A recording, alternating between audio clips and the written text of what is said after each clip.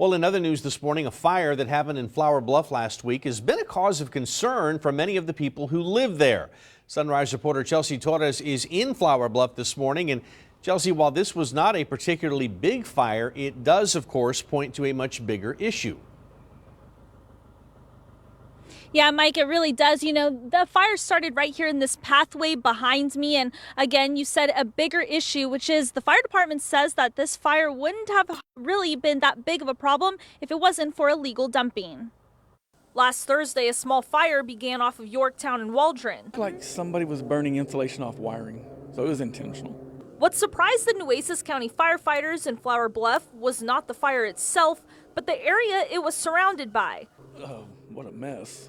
Fire Chief Dale Scott with NUECES County ESD number 2 says he called the Flour Bluff Citizens Council immediately when he saw the amount of trash. Had not a lot of this trash been out here or other people that are just hoarding materials, that fire would not have happened. Joe KRAMER with the Flour Bluff Citizens Council says the fire would have been much worse if other trash caught fire and if it spread to the thick brush that was just feet away. And illegal dumping is a blight on our community.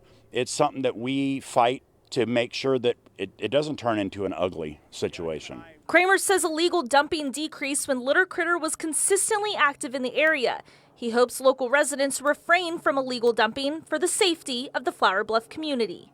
The Respect FB program, we do focus a lot on the health, safety, and the environment of our local Flour Bluff area. And a lot of these items that people dump, you never know what's in them.